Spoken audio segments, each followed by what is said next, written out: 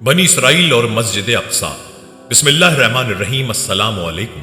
ہم اقرار کرتے ہیں کہ تمام تعریفوں کا مالک اللہ رب العزت ہے، جو تمام جہانوں کا خالق، مالک اور رازق ہے، اور کروڑوں درود و سلام وجہ تخلیق کائنات جان رحمت حضرت محمد مصطفیٰ صلی اللہ علیہ وآلہ وسلم پر۔ اللہ پاک آپ سب کو ہمیشہ اپنے کرم کے سائے میں رکھے۔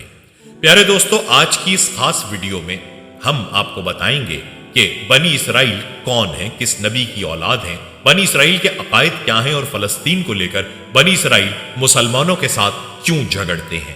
اس کے علاوہ بنی اسرائیل کے مشہور انبیاء کون کون ہیں اور ان کے صحائف اور کتابیں کون سی ہیں، یہ بھی آپ کو بتائیں گے۔ ویڈیو بہت ہی اہم ہونے والی ہے، لہٰذا ویڈیو کو آپ نے اسکپ نہیں کرنا اور آخر تک لازمی دیکھنا ہے۔ بنی اسرائیل سے متعلق تاریخی حقیقت یہ ہے کہ انہوں نے بہت سے نبیوں کو قتل کیا، جس میں ان کے اپنے قبیلے کے حضرت زکریا علیہ السلام اور حضرت یحییٰ علیہ السلام بھی شامل ہیں۔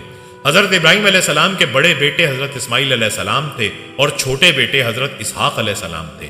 خانہ کعبہ حضرت ابراہیم علیہ السلام اور حضرت اسماعیل علیہ السلام نے آج سے تقریباً 4000 سال قبل تعمیر کیا تھا۔ البتہ روایات سے پتہ چلتا ہے کہ اسی جگہ پر سب سے پہلے حضرت آدم علیہ السلام نے خانہ کعبہ تعمیر کیا تھا۔ حضرت ابراہیم علیہ السلام نے فلسطین کے علاقے بیت المقدس میں بھی عبادت گاہ بنائی۔ حضرت اسحاق علیہ السلام بھی وہاں عبادت کرتے رہے، مگر حج کے لیے وہ ہمیشہ مکہ مکرمہ میں واقع خانہ کعبہ میں جاتے تھے۔ حضرت اسحاق علیہ السلام کے بیٹے حضرت یعقوب علیہ السلام تھے۔ اسرائیل یعقوب علیہ السلام کا لقب تھا۔ اسرائیل کے معنی ہے عبداللہ یا خدا کا بندہ۔ بنی اسرائیل ان کے قبیلے کو کہا جاتا ہے۔ حضرت یعقوب علیہ السلام کے بیٹے حضرت یوسف علیہ السلام تھے، جو مصر کے بادشاہ بنے۔ بنی اسرائیل میں پھر حضرت موسیٰ علیہ السلام مصر میں پیدا ہوئے۔ ان کے بعد حضرت داؤد علیہ السلام صحرائے سینائی کے علاقے میں پیدا ہوئے، جو بعد میں فلسطین چلے گئے۔ جب حضرت داؤد علیہ السلام نے انتہائی طاقتور دیوہیکل جالوت گولائت کو اللہ کی نصرت سے غلیل سے پتھر مار کر گرا دیا، تو فلسطین کے بادشاہ سول نے حسب وعدہ ان کی شادی اپنی بیٹی مشل سے کر دی۔ سول کے مرنے کے بعد حضرت داؤد علیہ السلام فلسطین کے بادشاہ بنے۔ حضرت داؤد علیہ السلام کی وفات کے بعد ان کے بیٹے حضرت سلیمان علیہ السلام فلسطین کے بادشاہ بنے۔ اللہ سبحانہ و تعالیٰ نے ہوا، جن اور ہر قسم کے جانور حضرت سلیمان علیہ السلام کے تابع کر دیے تھے۔ قبل مسیح 961 سے قبل مسیح 922 کے دوران حضرت سلیمان علیہ السلام نے جنوں کی مدد سے مسجد الاقصی اسی جگہ تعمیر کروائی جہاں حضرت ابراہیم علیہ السلام نے عبادت گاہ تعمیر کرائی تھی۔ 586 قبل مسیح میں یہ ریاست 2 حصوں میں تقسیم ہو گئی۔ جنوبی علاقے پر بابل کے لوگوں نے قبضہ کر کے عبادت گاہ مسمار کر دی اور بنی اسرائیل کو وہاں سے نکال کر اپنا غلام بنا لیا۔ اس کے 100 سال بعد بنی اسرائیل واپس آنے شروع ہوئے اور انہوں نے اپنی عبادت گاہ تعمیر کی، مگر اس جگہ نہیں جہاں حضرت سلیمان علیہ السلام نے عبادت گاہ بنوائی تھی۔ 333 قبل مسیح میں سکندر اعظم نے اسے یونان کی سلطنت میں شامل کر کے بنی اسرائیل کو وہاں سے نکال دیا۔ 165 قبل مسیح میں بنی اسرائیل نے بغاوت کر کے ایک یہودی سلطنت کی بنیاد رکھی۔ 100 سال بعد یہودی ریاست پر سلطنت روم کا قبضہ ہو گیا۔ 70 عیسوی میں یہودیوں نے بغاوت کی، جسے شہنشاہ ٹائٹس نے کچل دیا اور یہودیوں کی عبادت گاہ کو مسمار کر کے انہیں وہاں سے نکال دیا۔ روم کے بادشاہ ہیدریاں 118 تا 138 عیسوی نے یہودیوں کو شروع میں بیت المقدس آنے کی اجازت دی، لیکن بغاوت کرنے پر بیت المقدس کے شہر کو مکمل طور پر تباہ کر کے یہودیوں کو غلاموں کے طور بیچ کر شہر بدر کر دیا اور ان کا واپس بیت المقدس آنا ممنوع قرار دے دیا۔ 614 عیسوی سے 624 عیسوی تک فلسطین پر ایرانیوں کی حکومت رہی اور بتایا جاتا ہے کہ انہوں نے یہودیوں کو عبادت کرنے کی کھلی چھٹی دے دی تھی، مگر انہوں نے مسجد الاقصی میں عبادت نہ کی اور عرب عیسائیوں پر بہت ظلم کیے۔ اس کے بعد بازنطینی حکومت آئی، جس نے 636 عیسوی میں مذہبی پیشوا کے کہنے پر بغیر جنگ کے حضرت عمر رضی اللہ تعالیٰ عنہ کو محافظ اور امن کا پیامبر قرار دے کر بیت المقدس ان کے حوالے کر دیا۔ حضرت عمر رضی اللہ تعالیٰ عنہ نے مسجد الاقصی کی تعمیر 639 عیسوی میں اس جگہ پر شروع کروائی جہاں پر حضرت سلیمان علیہ السلام نے تعمیر کروائی تھی۔ 636 سے 1918 عیسوی تک، یعنی 1282 سال تک فلسطین پر، جس میں اردن بھی شامل تھا، مسلمانوں کی حکومت رہی۔ بس اس میں وہ عرصہ شامل نہیں ہے جس میں صلیبیوں یعنی عیسائیوں سے جنگیں ہوئیں۔ اس وقت تک یہودیوں کو فلسطین سے باہر ہوئے 1800 سال ہو چکے تھے۔ دوستو، بنی اسرائیل کے بارے میں تاریخ بتاتی ہے کہ بنی اسرائیل حضرت یعقوب علیہ السلام کی اولاد ہیں، اور چونکہ حضرت یعقوب علیہ السلام کا ایک نام یا لقب اسرائیل بھی تھا، اسی نسبت سے ہی بنی اسرائیل کہلاتے ہیں۔ دوستو، چونکہ بنی اسرائیل حضرت یعقوب علیہ السلام کی اولاد ہیں، اس لیے یعقوب علیہ السلام کی اور ان کی اولاد کی داستان کا بیان کرنا ضروری ہے۔ دراصل یہی داستان بنی اسرائیل کی بھی داستان ہے، تو چلیے یہ داستان ملاحظہ فرمائیں۔ یاد رہے کہ حضرت اسحاق بن ابراہیم علیہ السلام کے 2 بیٹے تھے، موئیس اور یعقوب۔ کہا جاتا ہے کہ باپ بڑے بیٹے مویس اور ماں چھوٹے بیٹے یعنی یعقوب علیہ السلام سے زیادہ محبت کرتی تھی۔ ایک دن باپ نے بڑے بیٹے سے فرمائش کی کہ انہیں شکار کا گوشت کھلایا جائے۔ یہ سن کر مویس شکار کی غرض سے جنگل کی طرف چل دیا، جبکہ ماں نے یعقوب علیہ السلام سے کہا تم جلدی سے بکری ذبح کر کے باپ کو گوشت پیش کرو اور دعائیں لے لو۔ جب بڑا بیٹا شکار کر کے واپس آیا تو یہ دیکھ کر سخت پریشان اور رنجیدہ ہوا کہ یعقوب علیہ السلام نے اس کے آنے سے پہلے ہی والد کو گوشت کھلا دیا۔ اس بات پر اس کے دل میں بھائی کے خلاف دشمنی پیدا ہو گئی۔ صورتحال کو بھانپتے ہوئے ماں نے یعقوب علیہ السلام کو مشورہ دیا کہ وہ بھائی کے غیظ و غضب سے بچنے کے لیے گھر چھوڑ کر اپنے ماموں کے پاس عراق کے شہر حران چلا جائے۔ چونکہ اس مشورے میں والد کی رائے بھی شامل تھی، لہٰذا یعقوب علیہ السلام رات کے پہلے پہر ہی گھر سے نکل گئے۔ وہ رات اور اگلا دن سفر میں گزارنے کے بعد اگلی رات ایک آبادی کے قریب کھلی جگہ میں پتھر کو تکیہ بنا کر سو گئے۔ آنکھ لگی تو خواب دیکھا کہ زمین سے آسمان تک ایک سیڑھی لگی ہوئی ہے جس کے ذریعے فرشتے اوپر نیچے آ جا رہے ہیں۔ اسی اسنا میں اللہ نے آپ سے مخاطب ہو کر کہا میں تجھ کو عنقریب برکت دوں گا اور تیری اولاد کو کثیر کر دوں گا، یہ زمین تیرے لیے کر دوں گا اور تیرے بعد تیری اولاد کے لیے۔ دوستوں بتایا جاتا ہے کہ اسی وعدے اور بات کو لے کر بنی اسرائیل یعنی یہود آج تک دعویٰ کرتے ہیں کہ یہ زمین یعنی فلسطین تو خدا نے ہمارے نام کر دی ہوئی ہے، اللہ کی طرف سے ہبہ ہے، لہٰذا کوئی دوسری قوم اور فلسطینی مسلمان کس طرح سے اس پر اپنا حق جتا سکتی ہے۔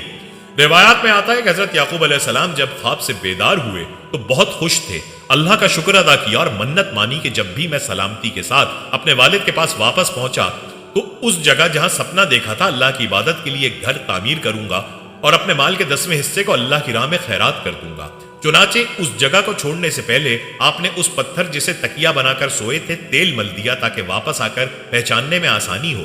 حضرت یعقوب علیہ السلام اپنے ماموں لابان کے پاس حران شہر پہنچے۔ ماموں بھانجے کو دیکھ کر بہت خوش ہوا، سینے سے لگایا اور خوب خاطر تواضع کی۔ روایات بتاتی ہیں کہ لابان کی 2 بیٹیاں تھیں، بڑی کا نام لیا اور چھوٹی کا راہیل تھا۔ چونکہ چھوٹی بہت ہی حسین و جمیل تھی لہٰذا یعقوب علیہ السلام نے ماموں سے اس کا رشتہ مانگا، جس پر لابان نے کہا تم 6 سال تک میری بکریاں چراؤ، کچھ روایات میں 7 سال تک بھی لکھا ہے، تو میں تمہاری شادی راہیل سے کر دوں گا۔ اس وعدے پر یعقوب علیہ السلام 6 سال یا 7 سال تک ماموں کی بکریاں چراتے رہے۔ جب مدت مکمل ہوئی تو لابان نے عزیز و اقارب اور دوستوں کو جمع کر کے یعقوب علیہ السلام کا نکاح اپنی بیٹی سے کر دیا۔ اب شادی کی پہلی رات جب یعقوب علیہ السلام اپنی دلہن کے پاس گئے تو پتہ چلا کہ نکاح راہیل سے نہیں بلکہ بڑی بیٹی لیا سے کر دیا گیا ہے۔ صبح ہوئی تو ماموں سے دریافت کیا کہ یہ کیا ماجرا ہے۔ ماموں نے جواب دیا ہمارے یہاں رواج کے مطابق بڑی بیٹی کے ہوتے ہوئے چھوٹی بیٹی کی شادی نہیں ہو سکتی، لیکن میں نے تو چھوٹی کا ہاتھ مانگا تھا۔ یعقوب علیہ السلام نے جواب دیا۔ اس پر لابان نے کہا اگر تمہیں اس سے شادی کرنی ہے تو مزید 7 سال میری بکریوں کی دیکھ بھال کرنی ہوگی۔ یہ سن کر یعقوب علیہ السلام نے مزید 7 سال ماموں کی بکریاں چرانے کی حامی بھر لی، اور جب 7 سال مکمل ہوئے تو لابان نے راہیل کی شادی بھی یعقوب علیہ السلام سے کر دی۔ یاد رہے اس وقت 2 بہنوں سے ایک مرد کی شادی ممنوع نہ تھی۔ دوستو روایات کے مطابق حضرت یعقوب علیہ السلام نے راہیل کی شادی کے بعد کچھ وقت ماموں کے پاس گزارا اور پھر اہل و عیال کے ساتھ اپنے وطن کنعان جو موجودہ فلسطین ہے واپس جانے کی اجازت چاہی۔ یہ سن کر لابان بہت غمگین ہوا کیونکہ اس کی 2 بیٹیاں، بچے اور بھانجا جس نے 20 سال اس کے پاس گزارے اب بچھڑ رہے تھے۔ اس نے یعقوب علیہ السلام کو مزید رکنے کے لیے کہا مگر انہیں اللہ کی طرف سے حکم تھا کہ اب واپس اپنے وطن کنعان چلے جاؤ۔ یاد رہے فلسطین کا پرانا نام کنعان تھا، وہاں جا کر دین اسلام کی تبلیغ کریں، لہٰذا وہ ماموں سے اجازت لے کر واپسی کے سفر پر روانہ ہو گئے۔ بھانجے کو رخصت کرتے ہوئے لابان نے اپنی بیٹیوں کو جہیز کے طور پر بہت ساری بھیڑ بکریاں اور سامان خرد و نوش ساتھ دیا۔ کہا جاتا ہے کہ حضرت یعقوب علیہ السلام نے سفر کرتے ہوئے کنعان کے نزدیک پہنچ کر ایک ایسی جگہ پڑاؤ ڈالا جہاں قریب ہی ان کا بھائی محیص رہتا تھا، لیکن یعقوب علیہ السلام کو اس بات کا علم نہ تھا۔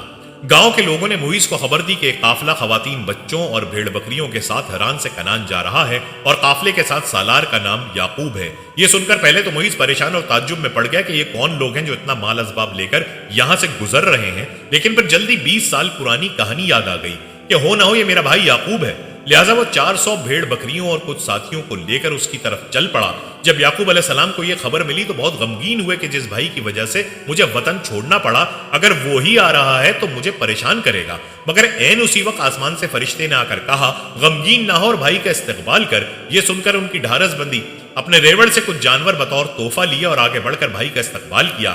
محیص نے اتنی مدت کے بعد بھائی کو دیکھا تو غصہ جاتا رہا، پاس آ کر یعقوب علیہ السلام کو سینے سے لگا لیا اور ساتھ لے جا کر خوب خاطر تواضع کی۔ حضرت یعقوب علیہ السلام چند روز بھائی کی میزبانی میں گزار کر جب آگے بڑھے تو 20 سال پرانے راستوں کو تلاش کرتے ہوئے यरूशलेम के करीब उस मकाम तक पहुंच गए जहां उन्होंने 20 साल कबल पत्थर के तकिए पर सर रखकर रात गुजारी थी। उन्हें अपनी मन्नत याद आ गई, लिहाजा बेटों को साथ लेकर उस पत्थर को तलाश करना शुरू किया जिस पर तेल मल कर गए थे। अगरचे बहुत अरसा गुजर चुका था, लेकिन अल्लाह की मदद व ताईद हासिल थी, इसलिए जल्दी वो पत्थर तलाश कर लिया और अपनी मानी हुई मन्नत के मुताबिक बेटों के साथ मिलकर वहां अल्लाह का घर तामीर किया, जिसे आज हम बैतुल मुक़द्दस के नाम से जानते हैं। प्यारे दोस्तों, यहां आपको ये बताते चलें कि हजरत याकूब अलैहिस्सलाम के बाद दाऊद अलैहिस्सलाम ने इस इमारत को दोबारा तामीर करना शुरू किया और फिर उनके बेटे जनाब सुलेमान अलैहिस्सलाम ने जिन्नात की मदद से यहां एक इमारत तामीर की जिसे यहूदी हैकल सुलेमानी के नाम से पुकारते हैं। बताया जाता है कि ये इमारत रोमियों और बाबलियों के हमलों में तबाह हो गई थी, मगर इसकी एक दीवार बाकी है जिसे दीवार गरिया कहा जाता है।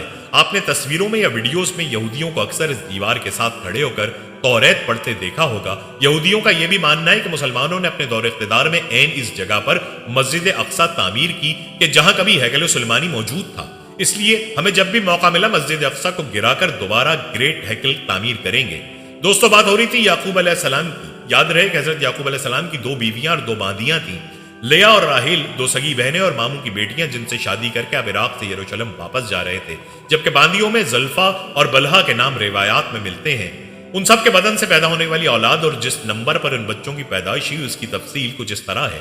पहली बीवी लिया से रेबोन, शमाउन, लावी, यहूदा, लसियाकार और जबुलून बेटे पैदा हुए, जबकि एक बेटी दीना भी पैदा हुई। दूसरी बीवी राहिल से यूसुफ और बनीयामीन 2 बेटे पैदा हुए।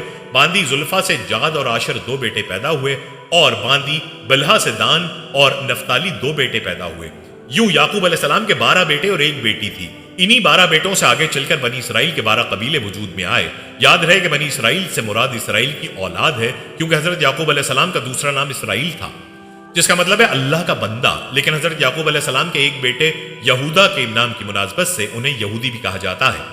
प्यारे दोस्तों, इस किस्से की इब्तिदा दरअसल हजरत इब्राहिम अलैहिस्सलाम से होती है और वो इसलिए कि हजरत याकूब अलैहिस्सलाम इसहाक अलैहिस्सलाम के बेटे और इब्राहिम अलैहिस्सलाम के पोते हैं। इस तरह असलन ये आले इब्राहिम है और हम मुसलमान हर नमाज में आले इब्राहिम अलैहिस्सलाम पर दुरूद भेज रहे हैं। लेकिन दोस्तों, ये दास्तान जानबूझकर हजरत याकूब अलैहिस्सलाम से शुरू की गई है, क्योंकि उनके वालिद हजरत इसहाक अलैहिस्सलाम के जंक्शन से आले इब्राहिम 2 हिस्सों बनी इसराइल और बनी इस्माइल अलैहिस्सलाम में बट जाते हैं और यही वो नुक्ता है जिसे समझने की जरूरत है। हमारे यहाँ कुछ लोग यहूदियों को बुरा भला तो कहते हैं, लेकिन ये नहीं बताते कि ये हैं कौन और बनी इस्माइल से इनका क्या रिश्ता है।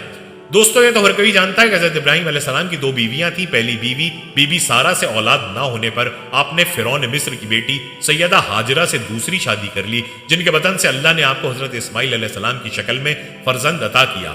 अगरचे अल्लाह का हुक्म और इरादा था, लेकिन बाज मोर्रिख लिखते हैं कि जब दूसरी बीवी हाजरा अलैहिस्सलाम का बेटा पैदा हुआ तो दोनों खवातीन के दरमियान चप्पलिश शुरू हो गई। लिहाजा हजरत इब्राहिम अलैहिस्सलाम बीबी हाजरा और नौमौलूद इस्माइल अलैहिस्सलाम को यरूशलेम से कोसों दूर वादी मक्का में सफा और मरवा के मकाम पर छोड़ आए और यही जगह आज हमारे हज का एक अहम रुकन है। याद रहे कि बीबी हाजरा और हजरत इस्माइल अलैहिस्सलाम के मक्का चले जाने के बाद अल्लाह ने बीबी सारा को भी बेटा अता कर दिया, जिसका नाम इसहाक रखा गया और इसी इसहाक अलैहिस्सलाम के बेटे याकूब अलैहिस्सलाम की नस्ल को बनी इसराइल कहा जाता है। यूं समझ लीजिए कि इसहाक अलैहिस्सलाम और इस्माइल अलैहिस्सलाम 2 भाई थे। छोटे भाई इसहाक अलैहिस्सलाम की नस्ल जो फलस्तीन में फली फूली बनी इसराइल कहलाई, जिसमें से दानियाल अलैहिस्सलाम, यूसुफ अलैहिस्सलाम, अय्यूब अलैहिस्सलाम, दाऊद अलैहिस्सलाम, एलिया अलैहिस्सलाम, सलमान अलैहिस्सलाम, मूसा अलैहिस्सलाम और ईसा अलैहिस्सलाम जैसे आली मर्तबत अंबिया ने जन्म लिया। जबकि बड़े बेटे इस्माइल अलैहिस्सलाम की औलाद सरजमीन हिजाज मौजूदा सऊदी अरब की वादी मक्का में आले इस्माइल के नाम से आगे बढ़ी। इसी तरह रिश्ते के लिहाज से बनी इसराइल और बनी इस्माइल कजन यानी सगे चचाजाद भाई हैं और इसी बनी इसराइल के कबीले कुरैश की शाख बनी हाशिम में खातमुन नबीन हजरत मोहम्मद मुस्तफ़ा सल्लल्लाहु अलैहि वसल्लम का जन्म हुआ। प्यारे दोस्तों, ये सारी कहानी बयान करने का मकसद ये था कि आपको बनी इसराइल और बनी इस्माइल के बारे में तफसील से आगाह किया जाए। और आप जान चुके हैं कि हजरत इब्राहिम अलैहिस्सलाम के 2 बेटों से ये सिलसिला चला। हजरत इसहाक अलैहिस्सलाम के बेटे याकूब अलैहिस्सलाम की औलाद बनी इसराइल कहलाई, जबकि इस्माइल अलैहिस्सलाम की बनी इस्माइल। अब आपको मौजूदा दौर के यहूदियों के बारे में बताते हैं जो खुद को बनी इसराइल कहते हैं। इन यहूदियों और अरबों यानी मुसलमानों में जो झगड़ा चल रहा है, उस झगड़े की असल वजह हजरत याकूब अलैहिस्सलाम पर वही होने वाले वो जुमले हैं जिनका तस्करा वीडियो के आगाज में हुआ था कि जब हजरत याकूब अलैहिस्सलाम ने मामू के घर जाते हुए रास्ते में पत्थर पर सर रखकर रात गुजारी और वो ख्वाब देखा जिसमें अल्लाह ने उन्हें बशारत दी कि मैं तुझे बरकत दूंगा, तेरी औलाद को कसीर कर दूंगा और ये जमीन तेरे लिए कर दूंगा और तेरे बाद तेरी औलाद के लिए। پیارے دوستو، اسی خدائی دعوے کی روایت کو لے کر یہودی یا بنی اسرائیل یہ دعویٰ لیے گھوم رہے ہیں کہ اللہ نے تو ہمارے دادا یعقوب بن اسحاق سے برکت کا عہد کیا تھا، لہٰذا بنی اسرائیل سے باہر بالخصوص بنی اسماعیل سے کیسے کوئی نبی آ سکتا ہے، اور یہ زمین یعنی فلسطین تو اس وقت سے ہمارے نام ہبا کر دی گئی تھی، لہٰذا ہم بنی اسرائیل کے نبی یعنی حضرت محمد صلی اللہ علیہ وآلہ وسلم کو مانتے ہیں اور نہ ہی ارض فلسطین کو چھوڑنے کے لیے تیار ہیں، کیونکہ یہ ہمارے دادا یعقوب علیہ السلام کو اللہ نے خود عطا کی۔ دوستو، آپ کی آگاہی کے لیے یہاں بھی بتاتے چلیں کہ بنی اسرائیل یعنی یہودی اسماعیل علیہ السلام کی والدہ بی بی ہاجرہ علیہ السلام کو لونڈی کا درجہ دیتے ہیں۔ اسرائیلی لٹریچر کے مطابق فرعون مصر نے ان کے پردادا حضرت ابراہیم علیہ السلام کو لونڈی عطا کی تھی، اور لونڈی کبھی مالکن یعنی سارا والدہ اسحاق علیہ السلام کی ہم مرتبہ نہیں ہو سکتی۔ ان کا اپنی کتابوں میں یہ بات لکھنے کا مقصد یہ تھا کہ اسماعیل علیہ السلام کو لونڈی کا بیٹا ظاہر کر کے اپنے دادا حضرت اسحاق علیہ السلام سے کمتر ثابت کیا جائے، نعوذ باللہ۔ پیارے دوستو، مستند روایات کے مطابق دراصل ہوا یوں تھا کہ حضرت ابراہیم علیہ السلام تبلیغ اسلام کی وجہ سے عراق کے بادشاہ نمرود کے ظلم و ستم کا نشانہ بنے، اور تنگ ہو کر جب اپنا آبائی وطن وادی بابل چھوڑنے پر مجبور ہوئے تو اپنی اہلیہ بی بی سارہ علیہ السلام کو لے کر فلسطین کی طرف نکل پڑے۔ راستے میں مصر کا ملک آتا تھا، وہاں پہنچے تو بادشاہ مصر فرعون کو اس کے کارندوں نے خبر کر دی کہ ابراہیم نام کا ایک مسافر آیا ہے جس کے ساتھ اس کی انتہائی حسین و جمیل بیوی بھی ہے۔ فرعون کا معمول تھا کہ اگر کسی باہر سے آنے والے شخص کی بیوی خوبصورت ہو تو وہ اسے اپنے پاس رکھ لیتا تھا، لہٰذا اس نے حکم دیا کہ اس عورت کو میرے سامنے پیش کیا جائے۔ جب حضرت ابراہیم علیہ السلام کے پاس فرعون کے کارندے اس غرض سے آئے کہ اپنی بیوی سارہ کو فرعون کے پاس بھیجو، انہوں نے دعا کی کہ اے رب، جس طرح تو نے مجھے نمرود کی آگ سے بحفاظت نکالا، اسی طرح اس بادشاہ کی بری نیت سے میری پاک باز بیوی سارہ کو محفوظ رکھنا۔ چونکہ آپ مسافر اور اکیلے تھے، لہٰذا بے بسی کی حالت میں بی بی سارہ کو فرعون کے دربار میں روانہ کر دیا۔ جب پیغمبر خدا کی بیوی فرعون کے سامنے گئی تو وہ ان کے حسن و جمال کو دیکھ کر دیوانہ ہو گیا اور خراب نیت سے ان کی طرف بڑھنے لگا۔ یہ دیکھ کر بی بی سارہ نے نماز پڑھنی شروع کر دی اور اللہ سے دعا کی کہ اے مالک، میں نے اپنے خاوند کے سوا کسی کو نہیں دیکھا، مجھے فرعون کے غلط ارادے سے محفوظ رکھنا۔ جب نماز سے فارغ ہوئی تو فرعون نے اپنا پھر ہاتھ بڑھایا، لیکن اس دوران اسے عذاب الہی نے آن لیا، وہ بے ہوش ہو کر گر پڑا۔ مورخین لکھتے ہیں کہ اس کے منہ سے جھاگ نکلنے لگی اور قریب تھا کہ وہ مر جاتا۔ یہ دیکھ کر سارہ علیہ السلام پریشان ہو گئی کہ اگر یہ مر گیا تو بادشاہ کے قتل کا الزام مجھ پر عائد ہوگا۔ انہوں نے پھر اللہ سے دعا کی کہ اسے ٹھیک کر دے۔ جب وہ ٹھیک ہو گیا تو اس نے دوبارہ وہی حرکت کی اور سارہ علیہ السلام کو دوبارہ دعا کرنی پڑی۔ جب 2 دفعہ عذاب سے گزرا تو اسے یقین ہو گیا کہ یہ عورت انسان نہیں بلکہ جنات میں سے ہے۔ اس نے اپنے کارندوں سے کہا کہ تو کسی جن کو میرے پاس لے آئے ہو، اسے واپس اس کے خاوند کے پاس لے جاؤ۔ وہ سارہ علیہ السلام کی شخصیت اور کرشمات سے اس قدر متاثر ہوا کہ جاتے ہوئے اس نے اپنی بیٹی ہاجرہ علیہ السلام کو تحفے میں دے دی، جسے بی بی سارہ علیہ السلام نے حضرت ابراہیم علیہ السلام کی خدمت میں پیش کیا اور انہوں نے اس سے نکاح کر لیا، کیونکہ تب تک ان کی کوئی اولاد نہ تھی، اور اس طرح بی بی ہاجرہ علیہ السلام کے وطن سے اللہ نے حضرت ابراہیم علیہ السلام کو پہلا بیٹا عطا کیا جس کا نام اسماعیل رکھا گیا۔ یاد رہے کہ اس واقعے کے پیش نظر بنی اسرائیل نے فرعون کی بیٹی ہاجرہ علیہ السلام کو قصداً کنیز لکھا، بالحوالہ بائبل، تاکہ اس کی اولاد یعنی بنی اسماعیل کا مرتبہ کمتر کیا جا سکے۔ دوستو، یاد رہے کہ مقام و مرتبہ تو اللہ کی طرف سے ہے جو اللہ تعالیٰ نے ہر نبی کے لیے عطا فرمایا ہے۔ سب نبیوں کا سردار اللہ تعالیٰ نے حضرت محمد صلی اللہ علیہ وآلہ وسلم کو قرار دیا ہے، جو حضرت اسماعیل علیہ السلام کی اولاد میں پیدا ہوئے۔ لیکن یہودیوں میں یعنی بنی اسرائیل میں یہ تعصب پایا جاتا ہے کہ نبی آخر الزماں صلی اللہ علیہ وآلہ وسلم جو کہ سردار الانبیاء بھی ہیں، وہ ان کے قبیلے میں کیوں نہیں مبعوث ہوئے، اور یہی وجہ ہے کہ عربوں یعنی مسلمانوں اور یہودیوں کے بیچ سے لڑائی اور اختلاف کی کہ وہ حضرت اسحاق علیہ السلام کے علاوہ کسی کو اہمیت نہیں دیتے اور نہ ہی بنی اسرائیل سے باہر کسی کو نبی تسلیم کرتے ہیں۔ اور آپ کو بتاتے چلیں کہ یہودی اس بات پر بھی اصرار کرتے ہیں کہ حضرت ابراہیم علیہ السلام نے اللہ کے حکم سے جس بیٹے کو قربان کرنا چاہا وہ اسحاق تھے، نہ کہ اسماعیل، جیسے کہ ہم مسلمانوں کا عقیدہ ہے۔ رہی بات ارض فلسطین کی، تو اسے وہ خدا کی طرف سے انعام اور آل یعقوب یعنی بنی اسرائیل ہونے کی وجہ سے اپنی وراثت خیال کرتے ہیں۔ دوستو، وراثت سے یاد آیا کہ یہودی ہم مسلمانوں اور مسیحیوں کی طرح کسی تبلیغ کے نتیجے میں دوسرے مذہب کو چھوڑ کر یہودی نہیں ہوئے، بلکہ ان کا دعویٰ ہے کہ وہ سب کے سب حضرت یعقوب علیہ السلام کی اولاد ہیں، اس لیے انہیں بنی اسرائیل کہا جاتا ہے۔ پیارے دوستو، بات ہو رہی تھی حضرت یعقوب علیہ السلام کی وطن واپسی کی۔ ان کی داستان بیان کرتے کرتے بیچ میں کچھ ضروری باتوں کا ذکر کرنا پڑا۔ دوستو، روایات بتاتی ہیں کہ بیت المقدس کی تعمیر کے بعد وہیں پر حضرت یوسف علیہ السلام کی والدہ راحیل کے ہاں دوسرے بیٹے بنی یامین کی ولادت ہوئی اور دوران زچگی راحیل کا انتقال ہو گیا۔ حضرت یعقوب علیہ السلام نے اپنی چہیتی بیوی راحیل کو بیت المقدس میں ہی دفن کر کے ان کے سرہانے نشانی کے طور پر ایک پتھر گاڑ دیا جو اب تک موجود ہے۔ کہا جاتا ہے کہ یعقوب علیہ السلام کو اپنی بیوی راحیل سے اس قدر محبت تھی کہ ان کی وفات سے سخت رنجیدہ ہوئے اور بیت المقدس کو چھوڑ کر اپنے والد حضرت اسحاق علیہ السلام کے پاس حبرون یعنی الخلیل شہر آ گئے۔ ان کا بڑا بھائی محیز بھی وہاں آ گیا اور دونوں بیٹوں کی موجودگی میں حضرت اسحاق علیہ السلام 180 سال کی عمر میں انتقال کر گئے۔ یاد رہے حضرت ابراہیم علیہ السلام اور جناب عیسیٰ علیہ السلام کی قبریں اسی شہر میں ہیں جسے یہودی حبرون اور مسلمان الخلیل کے نام سے پکارتے ہیں۔ دوستو، روایات بتاتی ہیں کہ حضرت یعقوب علیہ السلام نے بڑی کٹھن اور دکھ بھری زندگی گزاری۔ شروع میں بڑے بھائی کے ڈر سے 20 برس تک والدین سے جدا رہے، پھر چہیتی بیوی یوسف علیہ السلام اور بنیامین کی ماں راحیل داغ مفارقت دے گئیں، اور سب سے بڑھ کر سوتیلے بیٹوں نے یوسف علیہ السلام اور بنیامین کو بہت ستایا۔ چونکہ حضرت یعقوب علیہ السلام کو راحیل کے بیٹوں یوسف علیہ السلام اور بنیامین سے بہت پیار تھا، لہٰذا ہر وقت انہیں ساتھ رکھتے تھے، جس پر باقی 10 بیٹے ناراض ہو گئے اور انہوں نے سازش کر کے یوسف علیہ السلام کو کنویں میں ڈال دیا۔ یہ الگ بات ہے کہ بعد میں حضرت یوسف علیہ السلام مصر پہنچ کر وہاں کے حاکم بنے اور بھائیوں سمیت اپنے والد کو وہاں بلا لیا۔ تاریخ بتاتی ہے کہ جب حضرت یعقوب علیہ السلام مصر گئے تو ان کے ساتھ کنبے کے فقط 93 افراد تھے، لیکن بعد میں حضرت موسیٰ علیہ السلام اسرائیلیوں کو قبطی عیسائیوں کی غلامی سے چھڑا کر واپس یروشلم لائے تو ان کی تعداد 6,70,000 تھی۔ پیارے دوستو، روایات کے مطابق حضرت یعقوب علیہ السلام یوسف علیہ السلام کی جدائی میں 40 سال تک روتے رہے اور بالآخر باپ بیٹا اس وقت ملے جب یوسف علیہ السلام والی مصر تھے۔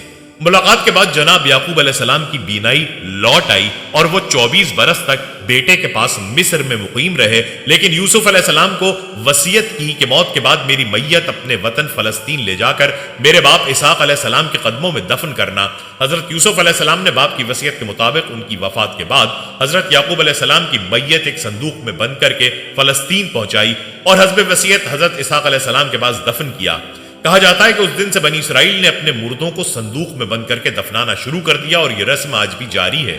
دوستو، امید ہے کہ یہاں تک آپ کو بنی اسرائیل کے بارے میں کافی حد تک جانکاری حاصل ہو چکی ہوگی کہ اصل میں بنی اسرائیل کون ہے، اور جہاں تک ارض فلسطین اور بیت المقدس پر کنٹرول اور حاکمیت کا تعلق ہے تو حقیقت یہ ہے کہ یہ سرزمین تینوں بڑے مذہب اسلام، مسیحیت اور یہودیت کے نزدیک یکساں تقدیس کا درجہ رکھتی ہے۔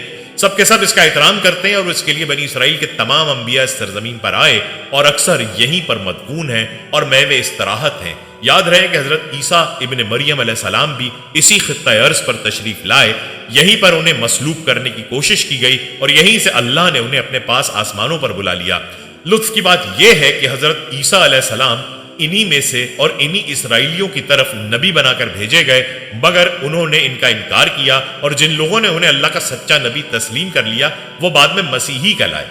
دوستو، یہ بھی یاد رہے کہ حضرت عیسیٰ ابن مریم علیہ السلام بنی اسرائیل کے آخری نبی تھے اور ان کے تقریباً 575 برس بعد خطہ حجاز موجودہ سعودی عرب میں آباد بنی اسرائیل کے کزن قبیلے بنی اسماعیل سے اللہ کے آخری نبی حضرت محمد صلی اللہ علیہ وآلہ وسلم مبعوث ہوئے۔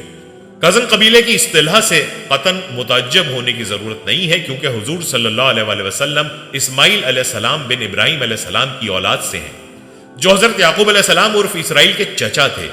پیارے دوستو، آپ کو بتاتے چلیں کہ یہودیوں اور مسیحیوں کی طرح مسلمانوں کے لیے فلسطین اس لیے مقدس ہے کہ یہاں ہمارا قبلہ اول واقع ہے، اور قرآن کے مطابق معراج سے جب ہمارے نبی صلی اللہ علیہ وآلہ وسلم اسی بیت المقدس سے آسمان پر تشریف لے گئے، یہ ہیں وہ بنیادی وجوہات جس کی بنا پر یہ خطہ گزشتہ کئی صدیوں سے مسلسل کشمکش اور جنگ و جدل سے لبریز چلا آ رہا ہے۔ جو قوم طاقتور ہوئی اس نے بڑھ کر اس پر قبضہ کر لیا۔ تاریخ کے مطابق مسیحی، یہودی اور مسلمان باری باری کئی مرتبہ اسے فتح کر کے یہاں اپنا اقتدار قائم کر چکے ہیں، لیکن اب تک کوئی پائیدار حل سامنے نہیں آ سکا اور آج بھی فلسطین دنیا کے سامنے ایک حل طلب مسئلے کے طور پر موجود ہے۔ دوستو، آپ کو بتاتے چلیں کہ اگرچہ یہ سرزمین عالم مسیحیت کے لیے بھی اتنی ہی پیاری اور مقدس ہے کہ جتنا اسے یہودی اور مسلمان پیار کرتے ہیں، لیکن کرسچن ورلڈ امریکہ اور برطانیہ نے ایک سوچے سمجھے منصوبے کے تحت 1939 میں اسے مسلمانوں یعنی اردن سے لے کر یہودیوں کے حوالے کر دیا اور اب تک یہ یہودیوں ہی کے قبضے میں ہے۔ پیارے دوستوں، ہم آپ کو بنی اسرائیل پر نازل ہونے والے آسمانی خوان کے بارے میں بھی بتائیں گے جو من و سلوہ کی صورت میں ان پر نازل ہوتا رہا، لیکن پہلے تذکرہ کرتے ہیں بنی اسرائیل کے مشہور انبیاء کا۔ ویسے تو بنی اسرائیل میں کئی نبی اللہ کی طرف سے مبعوث کیے گئے ہیں، لیکن ہم یہاں پر چند مشہور اور معروف انبیاء کا تذکرہ مختصر طور پر کریں گے۔ بنی اسرائیل کے معروف انبیاء میں یعقوب علیہ السلام، یوسف علیہ السلام، موسیٰ علیہ السلام، ہارون علیہ السلام، داؤد علیہ السلام، سلیمان علیہ السلام، دانیال علیہ السلام اور عیسیٰ علیہ السلام کے نام شامل ہیں، اور یہ وہ انبیاء ہیں جن کا تذکرہ قرآن پاک میں بھی آیا ہے، اور بنی اسرائیل کے مشہور صحائف صحفیہ ابراہیمی، زبور، توریت اور انجیل ہیں۔ انجیل عیسیٰ علیہ السلام پر بنی اسرائیل کی ہدایت کے لیے اتاری گئی تھی، تاہم بنی اسرائیل کے عمرا نے اسے ماننے سے انکار کر دیا تھا۔ یعقوب علیہ السلام کا تفصیلی واقعہ آپ ملاحظہ کر چکے ہیں، البتہ باقی انبیاء کا مختصر تذکرہ جو ہے وہ ضروری ہے، لیکن آپ نے ویڈیو کو سکپ نہیں کرنا۔ سب سے پہلے تذکرہ کرتے ہیں حضرت یوسف علیہ السلام کا۔ یاد رہے کہ حضرت یوسف علیہ السلام حضرت یعقوب علیہ السلام کے بیٹے، حضرت اسحاق علیہ السلام کے پوتے اور حضرت ابراہیم علیہ السلام کے پڑ پوتے ہیں۔ والدہ راحیل حضرت یوسف علیہ السلام کے چھوٹے بھائی بنیامین کی پیدائش کے وقت انتقال کر گئی تھی۔ یوں تو اللہ تعالیٰ نے حضرت یعقوب علیہ السلام کو 12 بیٹوں سے نوازا تھا، لیکن راحیل کے وطن سے 2 بیٹے یوسف علیہ السلام اور بنیامین ہی پیدا ہوئے۔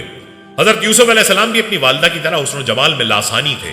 والد کو ان سے بے حد محبت تھی اور وہ انہیں خود سے جدا نہیں کرتے تھے۔ روایات میں ہے کہ حضرت یعقوب علیہ السلام کی چہیتی بیوی راحیل نے بھی ان کے لیے خصوصی وصیت کی تھی۔ اب یہ بن ماں کے بھی تھے اور 10 سوتیلے بھائیوں سے چھوٹے بھی۔ بے شدید قربت اور محبت کا ایک سبب یہ بھی تھا کہ حضرت یعقوب علیہ السلام نے حضرت یوسف علیہ السلام کی پیشانی پر چمکتے نور نبوت کا مشاہدہ بھی کر لیا تھا۔ دوستو یاد رہے کہ اللہ ذل جلال نے قرآن کریم کی 111 آیات پر مشتمل پوری ایک سورت سورہ یوسف میں حضرت یوسف علیہ السلام کے واقعے کو بیان فرمایا ہے۔ اس سورت میں بیان کردہ واقعے کو احسن القصص یعنی بہترین واقعہ کہا گیا ہے۔ آپ کو بتاتے چلیں کہ قرآن پاک میں حضرت یوسف علیہ السلام کا نام مبارک 26 مرتبہ آیا ہے، جس میں سے 24 بار سورہ یوسف میں، جبکہ سورہ انعام اور سورہ غافر میں ایک بار آپ علیہ السلام کا ذکر کیا گیا ہے۔ کہتے ہیں کہ حضرت یوسف علیہ السلام ابھی سن بلوغت کو نہ پہنچے تھے کہ انہوں نے ایک خواب دیکھا جس کا اپنے والد سے یوں ذکر کیا: اے ابا جان، میں نے 11 ستاروں، سورج اور چاند کو دیکھا کہ وہ سب مجھے سجدہ کر رہے ہیں۔ حضرت یعقوب علیہ السلام نے جب بیٹے کا خواب سنا تو سمجھ گئے کہ یہ بڑے ہو کر اللہ تعالیٰ کی جانب سے ایک عظیم منصب پر فائز ہوں گے، اس لیے انہیں اندیشہ ہوا کہ یوسف علیہ السلام کے سوتیلے بھائی ان کی عظمت کا اندازہ لگا کر شیطان کے بہکاوے میں آ کر ان کے دشمن نہ ہو جائیں اور انہیں کوئی نقصان نہ پہنچائیں۔ چنانچہ انہوں نے کہا: پیارے بیٹے، اپنے اس خواب کا ذکر اپنے بھائیوں سے نہ کرنا، ایسا نہ ہو کہ وہ تمہارے ساتھ کوئی فریب کاری کریں۔ کچھ شک نہیں کہ شیطان انسان کا کھلا دشمن ہے۔ دوستو بعض مفسرین نے لکھا ہے کہ جس وقت حضرت یوسف علیہ السلام اپنے والد کو خواب سنا رہے تھے، سوتیلی ماں دروازے کی آڑ سے باتیں سن رہی تھی۔ جب سوتیلے بیٹے گھر آئے تو اس نے یہ بات ان کے گوش گزار کر دی۔ وہ ویسے بھی حضرت یوسف علیہ السلام سے حسد کرتے تھے، لہٰذا اس واقعے نے جلتی پر تیل کا کام کیا۔ انہیں یہ کسی طور گوارا نہ تھا کہ ان کا سوتیلا چھوٹا بھائی شان و رتبے میں ان سے آگے بڑھ جائے، لہٰذا ان سب نے حضرت یوسف علیہ السلام کو والد سے جدا کرنے کا فیصلہ کر لیا۔ انہوں نے آپس میں کہا کہ یوسف علیہ السلام کو یا تو جان سے مار ڈالو یا اسے کسی ملک میں پھینک آؤ، پھر ابا کی توجہ صرف تمہاری طرف ہو جائے گی اور اس کے بعد تم اچھی حالت میں ہو جاؤ گے۔ ان میں سے ایک نے کہا کہ یوسف کو قتل تو نہ کرو بلکہ کسی اندھے کنویں کی تہہ میں ڈالاؤ تاکہ کوئی آتا جاتا قافلہ اسے نکال کر لے جائے۔ اگر تم کو کچھ کرنا ہی ہے تو یوں کرو۔ دوستو یہ واقعہ ایک طویل واقعہ ہے جس کا تذکرہ یہاں مقصود نہیں، البتہ اللہ تعالیٰ کی منشا کے مطابق حضرت یوسف علیہ السلام کا خواب سچا ہوا۔ اللہ تعالیٰ نے ان کو والی مصر بنایا اور سب بھائیوں نے ان کو سجدہ کیا، جو کہ تعظیماً تھا اور اس وقت کی شریعت میں جائز تھا، جس کا تذکرہ قرآن پاک میں موجود ہے۔ دوستو یہ تھا مختصر تعارف حضرت یوسف علیہ السلام کا۔ اب تذکرہ کرتے ہیں حضرت موسیٰ علیہ السلام کا۔ یاد رہے کہ حضرت موسیٰ علیہ السلام بھی اللہ کے برگزیدہ پیغمبروں میں سے ایک تھے۔ آپ کا پورا نام موسیٰ بن عمران ہے۔ آپ مصر میں پیدا ہوئے، آپ کو قوم بنی اسرائیل کی طرف مبعوث کیا گیا اور آپ کی معاونت کے لیے ہارون علیہ السلام کو بھی نبوت دی گئی۔ یاد رہے کہ حضرت ہارون علیہ السلام حضرت موسیٰ علیہ السلام کے بھائی ہیں اور ان کا تذکرہ بھی قرآن پاک میں آتا ہے۔ پیارے دوستو حضرت موسیٰ علیہ السلام اور ہارون علیہ السلام بھی حضرت یعقوب علیہ السلام کی اولاد سے ہیں، جو کہ بنی اسرائیل کہلاتی ہے۔ روایات بتاتی ہیں کہ بنی اسرائیل کو مصر میں رہتے ہوئے کافی مدت گزر چکی تھی، کیونکہ یہ لوگ باہر سے آئے ہوئے تھے، اس لیے مصری انہیں اچھی نظر سے نہیں دیکھتے تھے۔ اسی زمانے میں مصر کا ہر بادشاہ فرعون کہلاتا تھا۔ حضرت یوسف علیہ السلام 16ویں فرعون کے زمانے میں مصر تشریف لائے تھے، جبکہ موسیٰ علیہ السلام کے زمانے کا بادشاہ 19واں فرعون تھا۔ روایات میں آتا ہے کہ فرعون نے خواب دیکھا جس کی تعبیر یہ بتائی گئی کہ بنی اسرائیل کا ایک لڑکا تیری حکومت کے زوال کا باعث ہوگا۔ اس پر فرعون نے حکم دیا کہ بنی اسرائیل میں جو لڑکا پیدا ہو اس کو قتل کر دیا جائے۔ اس زمانے میں حضرت موسیٰ علیہ السلام عمران کے گھر میں پیدا ہوئے۔ ماں باپ کو سخت پریشانی تھی اور وہ سمجھتے تھے کہ اگر کسی کو پتہ چل گیا تو اس بچے کی خیر نہیں۔ آخر اللہ تعالیٰ نے آپ کی والدہ کے دل میں یہ بات ڈال دی کہ اس بچے کو صندوق میں ڈال کر دریائے نیل میں بہا دو۔ حضرت موسیٰ علیہ السلام کی والدہ نے ایسا ہی کیا اور اپنی بڑی لڑکی کو بھیجا کہ وہ صندوق کے ساتھ ساتھ کنارے پر جائے اور دیکھے کہ اللہ کس طرح اس کی حفاظت کرتا ہے۔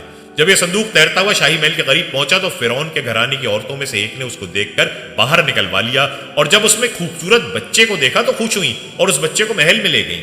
حضرت موسیٰ علیہ السلام کی بہن بھی فرعون کی خادماؤں کے ساتھ شامل ہو گئیں۔ فرعون کی کوئی اولاد نہ تھی۔ جب اس کی بیوی آسیہ نے ایک حسین و جمیل بچے کو دیکھا تو بہت خوش ہوئی۔ اتنے میں فرعون بھی آ گیا اور اس کے قتل کا حکم دے دیا۔ پھر ان کی بیوی نے منت سماجت سے کہا کہ اس معصوم کو قتل نہ کرو، کوئی بڑی بات نہیں اگر یہ بچہ میری اور تیری آنکھوں کا نور اور دل کا سرور بن جائے اور ہم اس کو اپنا بیٹا بنا لیں، اور اگر حقیقت میں یہی وہ بچہ ہے جو تیرے خواب کی تعبیر بننے والا ہے تو ہم اس کی ایسی تربیت کریں گے کہ ہمارے لیے نقصان رساں بننے کے بجائے مفید ہی ثابت ہو۔ اس طرح فرعون حضرت موسیٰ علیہ السلام کے قتل کرنے سے باز رہا۔ دوستو، حضرت موسیٰ علیہ السلام فرعون کے گھر میں پل کر جوان ہوئے۔ یہ ہے اللہ رب العزت کی قدرت کہ کیسے اس بچے کو زندہ رکھا، اس کی محبت فرعون کی بیوی آسیہ کے دل میں ڈالی، اس کی پرورش کا سامان موسیٰ علیہ السلام کی والدہ ہی کے ذمہ لگایا، اور آپ علیہ السلام کو ان کے دشمن کے گھر میں پال کر دکھایا، وہ دشمن جو اپنے رب ہونے کا دعویٰ کرتا تھا۔ پیارے دوستو، روایات بتاتی ہیں حضرت موسیٰ علیہ السلام بڑے خوبصورت اور طاقتور تھے۔ ایک مرتبہ قبطی اور اسرائیلی کی لڑائی کے دوران آپ علیہ السلام نے قبطی کو گھونسا مارا جس سے وہ مر گیا۔ اگلے دن ایک دوسرے قبطی نے یہ مشہور کر دیا کہ مصری کو حضرت موسیٰ علیہ السلام نے مارا تھا۔ فرعون نے ان کو گرفتاری کے احکامات جاری کر دیے۔ اسی وقت ایک آدمی فرعون کے دربار میں موجود تھا، اس کو حضرت موسیٰ علیہ السلام سے انس تھا۔ اس نے حضرت موسیٰ کو جا کر سارے واقعے کی اطلاع دی اور مشورہ دیا کہ آپ فوراً یہاں سے نکل جائیں۔ چنانچہ حضرت موسیٰ علیہ السلام وہاں سے بے سر و سامان نکل کھڑے ہوئے اور منزلیں طے کرتے ہوئے مدین کے شہر جا پہنچے۔ آپ بھوک اور پیاس سے نڈھال ہو رہے تھے۔ جب ایک کنویں پر پہنچے تو دیکھا کہ کنویں پر لوگوں کی بھیڑ لگی ہوئی ہے اور لوگ اپنے اپنے ریوڑوں کو پانی پلا رہے ہیں۔ سب سے پیچھے دو لڑکیاں اپنی بکریاں لے کھڑی ہیں۔ حضرت موسیٰ علیہ السلام نے ان لڑکیوں کے ریوڑ کو پانی پلا دیا۔ لڑکیوں نے اپنے گھر جا کر ماجرا سنایا تو ان کے بوڑھے باپ نے کہا کہ یہ احسان فراموشی ہوگی کہ ہم اپنے محسن کے ساتھ کوئی اچھا سلوک نہ کریں، اور کہا جاؤ پردیسی نوجوان کو اپنے گھر بلا لاؤ تاکہ ہم اس کی کچھ خدمت کر سکیں۔ چنانچہ ایک لڑکی گئی اور حضرت موسیٰ علیہ السلام کو ساتھ لے آئی۔ ان کے باپ نے حضرت موسیٰ علیہ السلام کو کھانا کھلایا اور اس طرف آنے کی وجہ پوچھی۔ آپ نے تمام واقعہ سنا دیا۔ اس لڑکی نے جو آپ کو بلانے گئی تھی اپنے بزرگ باپ سے کہا کہ بابا جان بہتر ہوگا کہ اس نوجوان کو ملازم رکھ لیا جائے۔ ملازم وہی اچھا ہوتا ہے جو ایماندار بھی اور طاقتور بھی۔ یہ سن کر وہ بزرگ بہت خوش ہوا اور حضرت موسیٰ علیہ السلام سے کہا کہ اگر تم 8 سال میری بکریاں چراؤ تو اپنی یہ بیٹی تمہاری نکاح میں دے دوں گا، اور اگر تم 2 سال اور بکریاں چراؤ تو یہی لڑکی کا حق مہر ہوگا۔ حضرت موسیٰ علیہ السلام نے اس کو قبول کیا اور فرمایا میری خوشی پر چھوڑ دیجئے، ان دونوں میں سے جو مدت میں چاہوں اس کو پورا کر دوں۔ چنانچہ مقررہ مدت تک بکریاں چرانے کے بعد حضرت موسیٰ علیہ السلام کی شادی ہو گئی۔ روایات میں آتا ہے کہ ایک دن حضرت موسیٰ علیہ السلام بکریاں چراتے ہوئے دور نکل گئے۔ آپ کی بیوی بھی آپ کے ہمراہ تھی۔ رات ہو گئی اور راستہ بھول گئے۔ رات بڑی سرد اور تاریک تھی۔ آپ کو آگ کی تلاش ہوئی۔ ادھر ادھر دیکھا، سامنے کوہ سینا پر چمکتا ہوا شعلہ نظر آیا۔ آپ نے اپنی بیوی سے کہا تم یہیں ٹھہرو، میں وہاں سے آگ لے آؤں۔ آپ چلے جا رہے تھے اور آگ دور ہوتی جا رہی تھی۔ جب کچھ دور تک چلنے کے بعد بھی وہ آگ دور رہی تو حضرت موسیٰ علیہ السلام خوف کھانے لگے اور قریب تھا کہ واپس ہو جائیں کہ آواز آئی، اے موسیٰ علیہ السلام میں تیرا پروردگار ہوں، اپنا جوتا اتار دے، یہ مقدس وادی ہے، میں نے تجھ کو رسالت کے لیے چن لیا ہے۔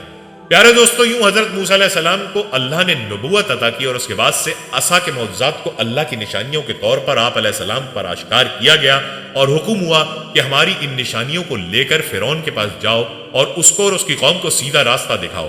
اس نے بہت سرکشی اور نافرمانی اختیار کر رکھی ہے اور وہ بنی اسرائیل پر انتہائی ظلم کر رہا ہے، ان کو اس غلامی اور ذلت سے نجات دلاؤ۔ حضرت موسیٰ علیہ السلام اپنے بھائی کو ساتھ لے کر فرعون کے دربار گئے اور فرعون سے کہا کہ خدا نے مجھے اپنا پیغمبر اور رسول بنا کر تیرے پاس بھیجا ہے۔ فرعون سے لمبی چوڑی گفتگو اور معجزات دکھانے کے بعد بھی اس نے دعوت قبول نہ کی، جبکہ بنی اسرائیل کی ایک جماعت آپ پر اور اللہ پر ایمان لے آئی، جبکہ فرعون اور اس کی قوم نے آپ کی بات کو جھٹلایا۔ کبھی وہ ایمان لے آتے اور کئی بار ایسا ہوا کہ جب عذاب رفع ہو جاتا تو یہ لوگ پھر منکر ہو جاتے۔ اب اللہ نے موسیٰ علیہ السلام کو حکم دیا کہ اپنی قوم بنی اسرائیل کو مصر سے نکال کر باپ دادا کی سرزمین پر لے آؤ۔ چنانچہ آپ رات کے وقت بنی اسرائیل کو لے کر نکل گئے۔ ادھر فرعون کو بھی اطلاع مل گئی، اس نے زبردست فوج کے ساتھ ان کا تعاقب کیا۔ وہ پانی کے کنارے پر پہنچے تھے کہ مصری فوج آ گئی، جنہیں دیکھ کر بنی اسرائیل بہت گھبرائی، مگر حضرت موسیٰ علیہ السلام نے ان کو تسلی دی کہ گھبراؤ نہیں، اللہ کا وعدہ سچا ہوتا ہے۔ اللہ تعالیٰ نے حضرت موسیٰ علیہ السلام کو حکم دیا کہ اپنی لاٹھی پانی پر مارو۔ چنانچہ جب حضرت موسیٰ علیہ السلام نے بحیرہ قلزم کے پانی پر اپنی لاٹھی ماری تو اس میں سے راستہ بن گیا اور حضرت موسیٰ علیہ السلام بڑے آرام سے بحیرہ قلزم پار کر گئے۔ یہ دیکھ کر فرعون نے اپنی فوج کو حکم دیا کہ تم بھی اس راستے سے بحیرہ قلزم کو پار کر کے جاؤ، لیکن جب فرعون اور اس کی ساری فوج درمیان میں آ گئی تو اللہ کے حکم سے پانی پھر اپنی اصلی حالت پر آ گیا اور فرعون اپنی فوج سمیت غرق ہو گیا۔ پیارے دوستو، یہ تھا تذکرہ حضرت موسیٰ علیہ السلام کا، جو کہ بنی اسرائیل میں ایک جلیل القدر اور معروف نبی تھے، اور آپ کے دور میں بنی اسرائیل کے حوالے سے بہت سے واقعات ہیں جو قرآن پاک میں بیان ہوئے ہیں۔ دوستو، اب تذکرہ کرتے ہیں حضرت داؤد علیہ السلام کا۔ یہ بھی بنی اسرائیل کے مشہور انبیاء میں سے ہیں۔ روایات کے مطابق حضرت داؤد علیہ السلام 965 قبل مسیح فلسطین میں پیدا ہوئے۔ آپ علیہ السلام حضرت ابراہیم علیہ السلام کی نسل میں سے تھے۔ محمد بن اسحاق حضرت وہب بن منبع رضی اللہ تعالیٰ عنہ کے حوالے سے تحریر کرتے ہیں، حضرت داؤد علیہ السلام پستہ قد تھے، آنکھیں نیلی تھیں، جسم پر بال بہت کم تھے، چہرے سے پاکیزگی جھلکتی تھی، نہایت ہمدرد، قوی، بہادر اور نڈر ہونے کے ساتھ حکمرانی اور فیصلہ کرنے کی قوت تحفہ خداوندی میں ملی تھی۔ کہا جاتا ہے کہ حضرت داؤد علیہ السلام سے قبل بنی اسرائیل میں نبوت آل لاوی بن یعقوب میں چلی آ رہی تھی، جبکہ بادشاہت دوسرے خاندان یہودا بن یعقوب میں تھی، لیکن اللہ رب العزت نے پہلی مرتبہ دونوں اعزازات ایک ہی شخصیت میں جمع فرما دیے۔ حضرت داؤد علیہ السلام اللہ کے برگزیدہ نبی اور رسول تھے اور بادشاہ بھی۔ انبیاء کرام علیہ السلام میں حضرت آدم علیہ السلام کے بعد حضرت داؤد علیہ السلام ہی وہ پیغمبر ہیں جنہیں قرآن کریم نے خلیفہ کے لقب سے نوازا، جیسا کہ اللہ تعالیٰ نے فرمایا، اے داؤد، ہم نے تمہیں زمین پر خلیفہ بنا دیا، تم لوگوں کے درمیان حق کے ساتھ فیصلے کرو۔ پیارے دوستو، یہاں داؤد علیہ السلام کی پہلی فتح کا تذکرہ کرتے ہیں جو کم سنی کی عمر میں آپ کو حاصل ہوئی، اور یہ واقعہ قرآن پاک میں بھی بیان ہوا۔ کہتے ہیں کہ قوم عمالقہ کے ظالم و جابر بادشاہ جالوت کی فوج کے مقابلے میں صف آرا بنی اسرائیل کے بادشاہ حضرت طالوت کے لشکر میں ایک کم عمر نوجوان بھی اپنی غلیل کے ساتھ شامل تھا، کیونکہ نوعمر ہونے کی وجہ سے اسے اسلحہ نہیں دیا گیا تھا۔ جالوت جسم کو سامان حرب سے سجائے نہایت ہی روند اور تکبر سے شاہی سواری پر بیٹھا تھا، اہل ایمان کو دعوت مبارزت دے رہا تھا۔ ابھی بنی اسرائیل کا ایک چھوٹا سا لشکر کوئی فیصلہ بھی نہ کر پایا تھا کہ اچانک ان کی صفوں میں موجود یہ کم عمر نوجوان عقاب جیسی برق سے باہر نکلا اور جالوت کے سامنے پہنچ کر اسے للکارنے لگا۔ گوشت کے پہاڑ لہیم اور طویل القامت جالوت نے حیرت کے ساتھ نوجوان کو دیکھا تو حقارت سے بولا، جا، میری آنکھوں کے سامنے سے دور ہو جا، میں تجھے قتل کرنا پسند نہیں کرتا۔ بے خوف نوجوان نے بادشاہ کی آنکھوں میں آنکھیں ڈال کر گرجدار آواز میں جواب دیا، لیکن تجھے قتل کرنا مجھے پسند ہے۔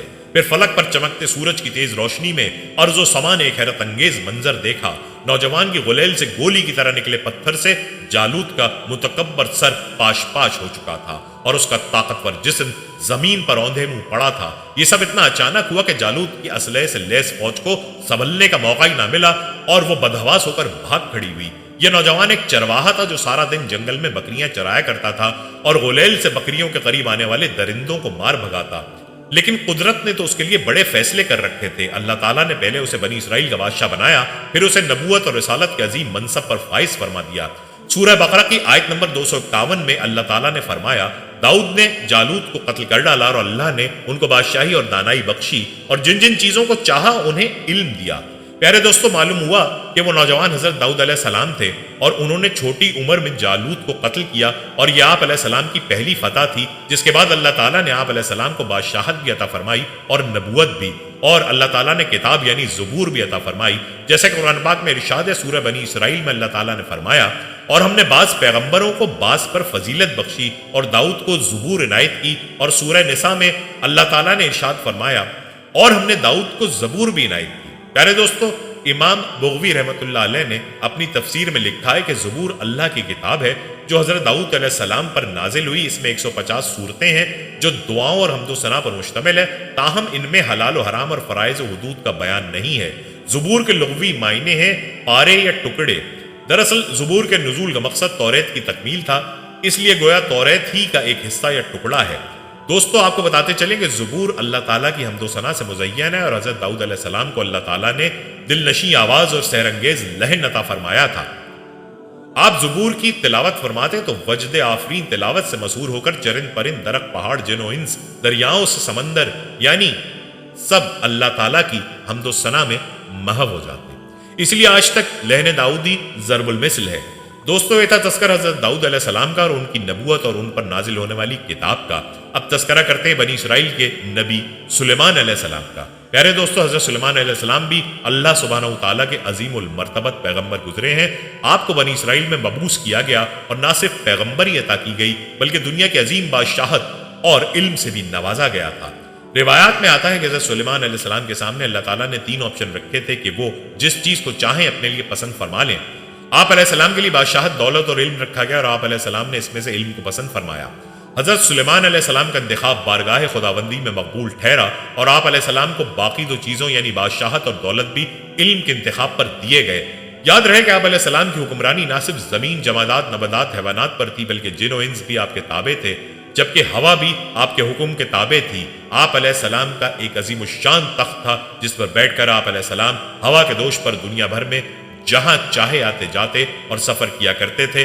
کہتے ہیں یہ تخت حوادث زمانہ کے باعث متروک اور پھر ختم ہو گیا۔ پیارے دوستو، یاد رہے کہ سلیمان علیہ السلام کے والد حضرت داؤد علیہ السلام بھی نہایت جلیل القدر پیغمبر گزرے ہیں اور آپ کو بھی اللہ نے بادشاہت عطا فرمائی تھی جس کا تذکرہ آپ سن چکے ہیں۔ یہاں آپ کو بیت المقدس کی تعمیر اور سلیمان علیہ السلام کی موت کے حوالے سے ایک عجیب واقعہ سناتے ہیں جو آپ کی زندگی کا اہم واقعہ ہے۔ بیت المقدس کی تعمیر جو حضرت داؤد علیہ السلام نے شروع کی تھی، حضرت سلیمان علیہ السلام نے اس کی تکمیل فرمائی۔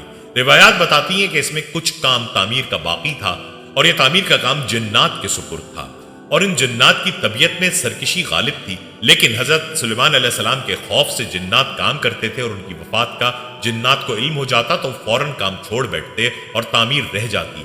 اس کا انتظام حضرت سلیمان علیہ السلام نے باذن ربانی کیا، یعنی اللہ کے حکم سے یہ کیا کہ جب حکومت کا وقت آیا تو موت کی تیاری کر کے اپنے محراب میں داخل ہو گئے جو شفاف شیشے سے بنی ہوئی تھی۔ باہر سے اندر کی سب چیزیں نظر آتی تھیں۔ حضرت سلیمان علیہ السلام اپنے معمول کے مطابق عبادت کے لیے ایک عصا کا سہارا لے کر کھڑے ہو گئے۔ آپ علیہ السلام اس انداز سے کھڑے ہوئے کہ روح پرواز کرنے کے بعد بھی آپ علیہ السلام کا جسم مبارک اس عصا کے سہارے اپنی جگہ جمع رہے۔ اس حالت میں حضرت سلیمان علیہ السلام کی روح وقت مقرر پر قبض کر لی گئی، مگر وہ اپنے عصا کے سہارے اپنی جگہ جمے رہے اور باہر سے ایسے نظر آتے کہ عبادت میں مشغول ہیں۔ آپ علیہ السلام کا جنات پر اس قدر رعب تھا کہ جنات کی یہ مجال نہ تھی کہ پاس آ کر دیکھتے، لہٰذا وہ سلیمان علیہ السلام کو زندہ سمجھ کر کام میں مشغول رہے، یہاں تک کہ سال بھر گزر گیا اور تعمیر بیت المقدس کا بقیہ کام پورا ہو گیا۔ بیت المقدس کا کام پورا ہونے پر اللہ تعالیٰ نے گن کے کیڑے کو، جس کو اردو میں دیمک کہا جاتا ہے یا دیمک جیسا ہی ایک کیڑا ہے اور قرآن کریم نے اس کو دابت الارض کے نام سے موسوم کیا ہے، عصائے سلیمانی پر مسلط کر دیا۔ اس گن نے، اس دیمک جیسے کیڑے نے عصا کی لکڑی کو اندر سے کھا کر کمزور کر دیا۔ یوں عصے کا سہارا ختم ہوا تو سلیمان علیہ السلام کا جسد مبارک گر گیا۔ اس وقت جنات کو ان کی موت کی خبر ہوئی۔ دوستو، آپ علیہ السلام کی موت کے اس واقعے میں بڑی حکمتیں پوشیدہ ہیں۔ یہاں یہ بات سوچنے کی ہے کہ حضرت سلیمان علیہ السلام، جن کو ایسی بے مثل حکومت و سلطنت حاصل تھی کہ صرف ساری دنیا پر ہی نہیں بلکہ جنات و طیور اور ہوا پر بھی ان کی حکومت تھی، مگر ان سب سامانوں کے باوجود موت سے ان کو بھی نجات نہ تھی، اور یہ کہ موت تو مقررہ وقت پر آنی تھی جو آ کر رہی۔ اسی لیے تو کہا جاتا ہے کہ موت ایسی اٹل حقیقت ہے جس کا انکار کسی کو نہیں۔ پیارے دوستو، حضرت سلیمان علیہ السلام کی موت کے واقعے کی ایک بڑی حکمت یہ تھی کہ جنات کو اللہ تعالیٰ نے دور دراز کی مسافت چند لمحات میں قطع کر لینے کی قوت عطا فرمائی تھی۔ وہ بہت سے ایسی حالات و واقعات سے واقف ہوتے تھے جن کو انسان نہیں جانتے تھے۔ جب وہ انسانوں کو ان واقعات کی خبر دیتے تو انسان یہ سمجھتے تھے کہ یہ غیب کی خبر ہے اور جنات کو بھی علم غیب حاصل ہے، لیکن حضرت سلیمان علیہ السلام کی موت کے اس عجیب واقعے نے اس بات کی حقیقت کھول دی اور خود جنات کو بھی پتہ چل گیا اور سب انسانوں کو بھی کہ جنات عالم الغیب نہیں ہے، کیونکہ ان کو غیب کا علم ہوتا تو حضرت سلیمان علیہ السلام کی موت سے 1 سال پہلے ہی باخبر ہو جاتے۔ دوستو، یہ تھا تذکرہ مختصراً حضرت سلیمان علیہ السلام کا اور بیت المقدس کی تعمیر کا، جس کو ہیکل سلیمانی کا نام بھی دیا جاتا ہے۔ یہ واقعہ بتاتا ہے کہ بیت المقدس کی تعمیر حضرت سلیمان علیہ السلام کے دور میں مکمل ہوئی اور اس میں جنات نے کام کیا۔ بنی اسرائیل نے اپنی الہامی کتابوں میں تعریف کر دی تھی اور اپنی اغراض دینوی کی خاطر ان میں ہر قسم کا رد و بدل کر دیا تھا۔ چنانچہ حضرت داؤد اور حضرت سلیمان علیہ السلام کے معاملے میں تو اس درجہ جسارت اختیار کی کہ ان کی نبوت اور رسالت سے بھی انکار کر کے ان پر طرح طرح کے الزام اور بیہودہ بہتان لگائے۔ منجملہ دوسرے الزامات کے ایک الزام حضرت سلیمان علیہ السلام پر یہ بھی لگایا کہ وہ جادو کے حامل اور اسی کے زور پر کنگ سلیمان تھے اور جن و انس اور ہوش و طیور کو مسخر کیے ہوئے تھے۔ قرآن عزیز نے اپنا فرض ادا کرتے ہوئے بنی اسرائیل کے لگائے ہوئے اس بہتان کی مدلل تردید کی اور حضرت سلیمان علیہ السلام کی پیغمبرانہ عظمت کو نمایاں طور پر روشن کیا۔ اس نے بتایا کہ سلیمان علیہ السلام کا دامن جادو کی نجاست سے پاک ہے، اور اصل حقیقت یہ ہے کہ سلیمان علیہ السلام کے زمانے میں بنی اسرائیل کو گمراہ کرنے کے لیے شیاطین انس و جن نے سحر کو سکھایا اور اس کو مدعون کیا، اور بنی اسرائیل نے کتاب اللہ توریت اور زبور کو پس پش ڈال کر اس کو الہامی قانون سمجھا اور جادو سیکھنے سکھانے لگے۔ اور جب بنی اسرائیل میں سے مخصوص اہل حق نے ان کو سمجھایا اور بتایا کہ یہ سب گمراہی اور کفر ہے، تم اس سے باز آ جاؤ، تو شیطان کے بہکانے پر انہوں نے یہ کہنا شروع کر دیا کہ یہ سلیمان علیہ السلام کا سکھایا ہوا علم ہے، اور سلیمان علیہ السلام اسی کے ذریعے سے اتنی بڑی حکومت کے مالک تھے، اور یہ کہہ کر اپنی گمراہی پر قائم رہے، مگر وہ اس قول میں جھوٹ بولتے اور حضرت سلیمان علیہ السلام پر بہتان ترازی کرتے ہیں۔ صدی کہتے ہیں کہ حضرت سلیمان علیہ السلام ہی کی زندگی میں بنی اسرائیل میں یہ گمراہی شروع ہو گئی تھی، اور ان میں یہ بھی مشہور ہو گیا تھا کہ جن علم غیب جانتے ہیں۔ چنانچہ جب حضرت سلیمان علیہ السلام کو اس کی خبر ہوئی تو انہوں نے شیاطین کے ان تمام نوشتوں کو حاصل کر کے اپنے تخت کے نیچے مدفن کر دیا تاکہ جن و انس کسی کو وہاں تک پہنچنے کی جرت نہ ہو سکے، اور ساتھ ہی یہ فرمان جاری کر دیا کہ جو شخص سحر کرے گا یا جنوں کے متعلق علم غیب کا عقیدہ رکھے گا تو اس کو قتل کی سزا دی جائے گی۔ لیکن جب سلیمان علیہ السلام کا انتقال ہو گیا تو شیاطین نے اس مدفون ذخیرے کو نکال لیا اور بنی اسرائیل میں یہ عقیدہ پیدا کر دیا کہ جادو کا یہ علم حضرت سلیمان علیہ السلام کا علم ہے، اور وہ اسی قوت سے جن و انس و ہوش و طیور اور ہوا پر حکومت کرتے تھے، اور اس طرح جادو کو پھر بنی اسرائیل میں رائج کر دیا۔ قرآن عزیز نے اس تاریخی حقیقت کو اس ضمن میں بیان کیا ہے کہ بنی اسرائیل باوجود اس یقین رکھنے کے کہ نبی اکرم صلی اللہ علیہ وآلہ وسلم خدا کے سچے پیغمبر ہیں اور ان کی نبوت کی بشارت کثرت سے کتب عہد قدیم میں موجود ہے، پھر بھی ضد اور ہٹ کے راہ سے رسول خدا صلی اللہ علیہ وآلہ وسلم کی نبوت اور رسالت کا انکار کرتے ہیں، اور کتاب الہیہ کو پس پش ڈال کر اسی طرح شیطان کی پیروی کرتے ہیں جس طرح حضرت سلیمان علیہ السلام کے زمانے میں جادو کے متعلق کر چکے ہیں، اور آج تک بیجا جسارت کے ساتھ حضرت سلیمان علیہ السلام کی جانب کفر جادو کی نسبت کرتے چلے آتے ہیں۔ چنانچہ قرآن عزیز کا سیاق و سباق اس حقیقت کو بخوبی واضح کر رہا ہے، اور جب ان بنی اسرائیل کے پاس اللہ کی جانب سے رسول آیا جو تصدیق کر رہا ہے ان الہامی کتابوں کی جو ان کے پاس ہیں، تو جو لوگ بنی اسرائیل کتاب توریت دیے گئے تھے انہوں نے اللہ کی کتاب توریت کو پس پش ڈال دیا اور آپ کی صداقت کی بشارت کے متعلق ایسے ہو گئے گویا وہ جانتے ہی نہیں، اور یہ تو وہ لوگ ہیں کہ انہوں نے سلیمان کے زمانے میں اس چیز کی پیروی اختیار کر لی تھی جو شیاطین پڑھتے تھے، اور سلیمان نے کفر نہیں کیا تھا لیکن شیاطین نے کفر کیا تھا کہ لوگوں کو جادو سکھاتے تھے، اور وہ علم جو بابل میں ہاروت و ماروت دو فرشتوں پر نازل کیا گیا، اور جس کو کہ وہ دونوں جب کسی کو سکھاتے تو یہ کہہ کر سکھاتے تھے کہ ہم تمہارے لیے سخت آزمائش میں ہیں، لہٰذا تم اب کفر نہ کرنا، مگر وہ بنی اسرائیل ان دونوں سے بھی ایسی بات سیکھتے کہ جس کے ذریعے سے زن و شو کے درمیان تفریق پیدا ہو جائے، حالانکہ وہ اس کے ذریعے سے خدا کی مرضی کے بغیر کسی کو بھی نقصان نہیں پہنچا سکتے، البتہ وہ ایسی شے سیکھتے ہیں جو انجام کار ان کو نقصان پہنچانے والی ہے اور ان کو ہرگز نفع نہیں دے گی، اور بے شبہ وہ جانتے ہیں کہ جس شخص نے اس شے جادو کو خریدا اس کے لیے آخرت میں کوئی حصہ نہیں ہے، اور ضرور وہ شے بہت بری ہے جس کے عوض میں انہوں نے اپنی جان فروخت کر ڈالی۔ کاش کہ وہ سمجھتے، یعنی سمجھنے کے بعد اس سے بچتے اور وہ کام نہ کرتے جس کا نتیجہ برا ہے۔ مستورہ بالا آیات میں جن حقائق کو واضح کیا گیا ہے ان کی تفسیر میں مفسرین مختلف ذوق رکھتے ہیں، اس لیے کہ ان تین باتوں کے علاوہ جن کا گزشتہ سطور میں ذکر آ چکا ہے، واقعے کی باقی تفصیلات کے بارے میں قرآن عزیز خاموش ہے، کیونکہ وہ تفصیلات اس مقصد کے لیے ضروری نہیں ہے۔ چنانچہ اس سلسلے کی تفاسیر میں سے ہم نے ترجمے میں عام تفسیر سے جدا راہ اختیار کی ہے جو آیت من آیت اللہ موقع اثر علامہ محمد انور شاہ نور اللہ مرقدہ کی تحقیق سے ماخوذ ہے۔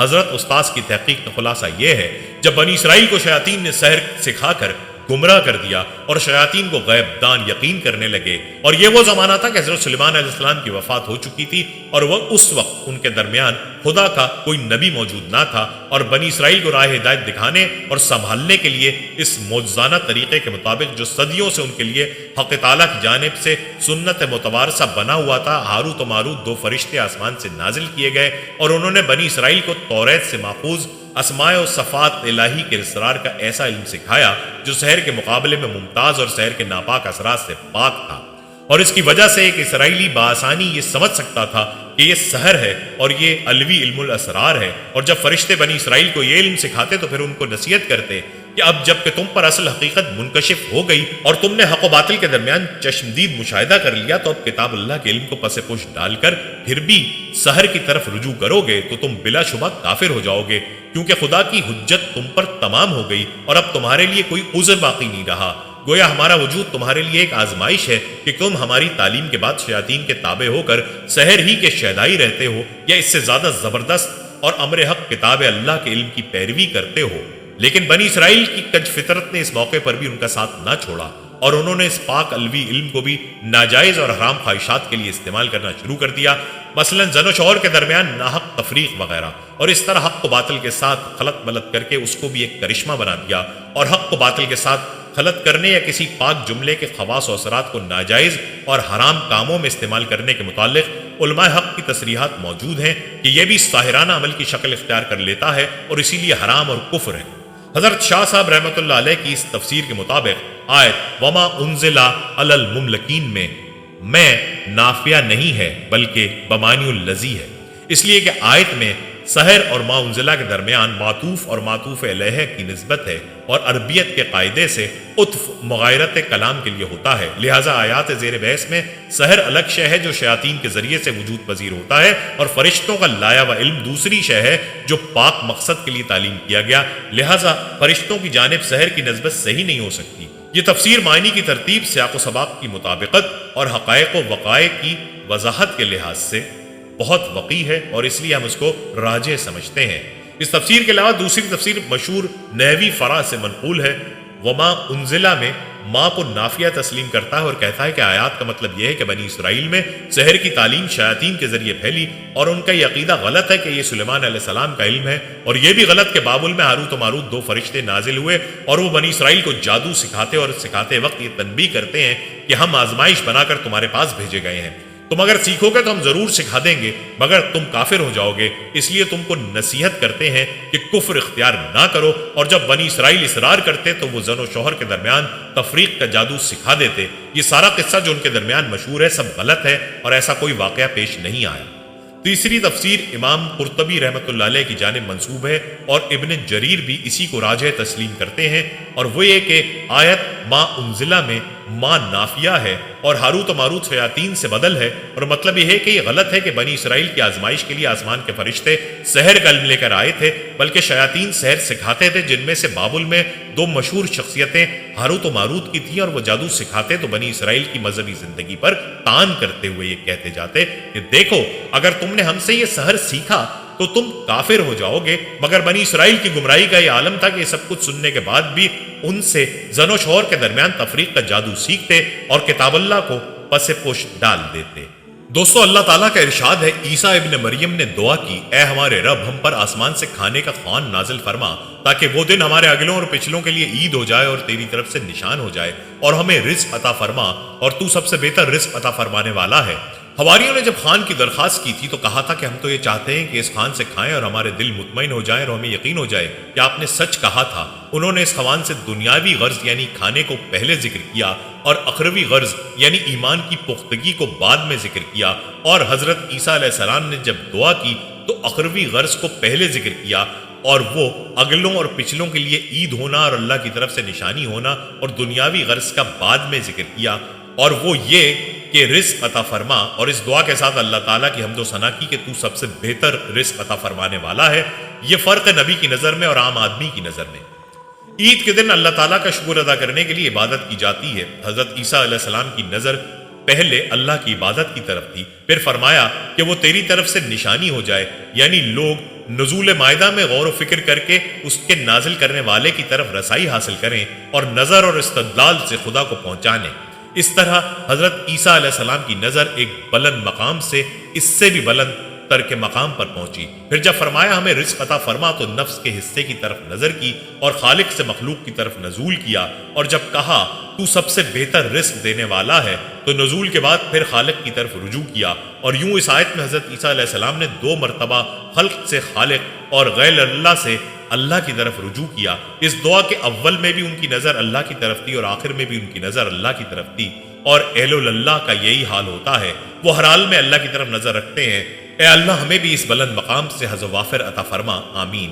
امام ابو عیسیٰ محمد بن عیسیٰ ترمذی متوفی 279 ہجری روایت کرتے ہیں، حضرت عمار بن یاسر رز بیان کرتے ہیں کہ رسول اللہ صلی اللہ علیہ وآلہ وسلم نے فرمایا، آسمان سے جو خوان نازل کیا گیا تھا اس میں روٹیاں اور گوشت تھا، ان کو حکم دیا گیا تھا کہ وہ اس میں نہ خیانت کریں اور نہ اس کو کل کے لیے بچا کر رکھیں۔ انہوں نے خیانت بھی کی اور کل کے لیے بچا کر بھی رکھا، سو ان کو مسخ کر کے بندر اور خنزیر بنا دیا گیا۔ امام ابو جعفر محمد بن جریر طبری متوفی 31 ہجری روایت کرتے ہیں، بنو اجل کے ایک شخص نے بیان کیا کہ میں نے حضرت عمار بن یاسر رز کے پہلو میں نماز پڑھی، انہوں نے نماز سے فارغ ہو کر مجھ سے پوچھا، کیا تمہیں معلوم ہے کہ بنو اسرائیل کے خوان کا کیا معاملہ ہوا تھا؟ میں نے کہا نہیں۔ انہوں نے کہا، بنو اسرائیل نے حضرت عیسیٰ ابن مریم سے سوال کیا کہ ان کو اوپر کھانے کا ایسا خوان نازل کیا جائے جس سے وہ کھانا کھاتے رہیں اور وہ کبھی ختم نہ ہو۔ ان سے کہا گیا کہ وہ خوان تمہارے پاس رہے گا بشرطے کہ تم اس میں سے کچھ چھپا کر نہ رکھو اور خیانت نہ کرو اور اس میں سے کوئی چیز نہ اٹھاؤ۔ اللہ تعالیٰ نے فرمایا، اگر تم نے ایسا کیا تو میں تم کو ایسا عذاب دوں گا کہ دنیا میں کسی کو ایسا عذاب نہ دیا ہوگا۔ پھر ایک دن بھی نہیں گزرا حتیٰ کہ انہوں نے اس میں سے چھپایا اور اٹھا لیا اور خیانت کی، سو ان کو ایسا عذاب دیا گیا جو دنیا میں کسی کو نہیں دیا گیا تھا۔ اور اے عرب والو، تم لوگ اونٹوں اور بکریوں کو چراتے تھے، پھر اللہ نے تم ہی میں سے ایک رسول بھیجا جس کے حسب اور نسب کو تم جانتے اور پہچانتے تھے، تمہارے نبی کی زبان سے تم کو اطلاع دی کہ عنقریب تم پورے عرب پر غلبہ پاؤ گے، اور تم کو سونے اور چاندی کے جمع کرنے سے منع کیا، اور بخدا تم اب دن رات سونا اور چاندی جمع کر رہے ہو اور دردناک عذاب کے مستحق ہو رہے ہو۔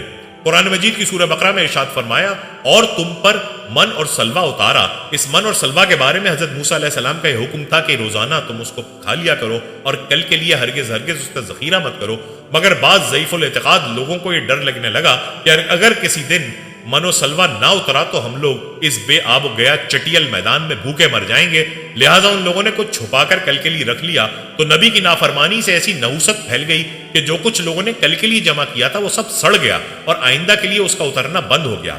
دوستو، روایات میں آتا ہے کہ حضور اقدس صلی اللہ علیہ وآلہ وسلم نے ارشاد فرمایا کہ بنی اسرائیل نہ ہوتے تو نہ یہ کھانا کبھی خراب ہوتا نہ گوشت سڑتا۔ کھانے کا خراب ہونا اور گوشت کا سڑنا اسی تاریخ سے شروع ہوا، ورنہ اس سے پہلے نہ کھانا بگڑتا تھا نہ گوشت سڑتا تھا۔ حضرت عمار بیان کرتے ہیں کہ بنو اسرائیل پر مائدہ نازل کیا گیا، اس میں جنت کے پھول تھے، ان کو یہ حکم دیا گیا تھا کہ اس میں سے نہ چھپائیں، نہ خیانت کریں، نہ ذخیرہ کریں۔ ان لوگوں نے خیانت کی، چھپایا اور ذخیرہ کیا تو اللہ تعالیٰ نے ان کو بندر اور خنزیر بنا دیا۔ دوستو، بنی اسرائیل کے متعلق تاریخی حقیقت یہ ہے کہ انہوں نے بہت سے نبیوں کو قتل کیا، جن میں ان کے اپنے قبیلے کے حضرت زکریا علیہ السلام اور حضرت یحییٰ علیہ السلام بھی شامل ہیں۔ حضرت عیسیٰ علیہ السلام بھی اسی قبیلے سے تعلق رکھتے تھے، ان کو بھی قتل کرنا چاہا، مگر اللہ نے انہیں بچا لیا اور ان کے کسی ساتھی کو صلیب پر سولی پر چڑھا دیا۔ تاریخ گواہ ہے کہ یہودیوں نے ہمیشہ ظلم ڈھائے ہیں، چاہے وہ نبی ہوں یا چاہے خلق خدا، آج بھی وہ یہی کر رہے ہیں۔ پیارے دوستو، یہ تھی ہماری آج کی ویڈیو جس میں بنی اسرائیل کا تفصیلی تذکرہ آپ نے ملاحظہ کیا۔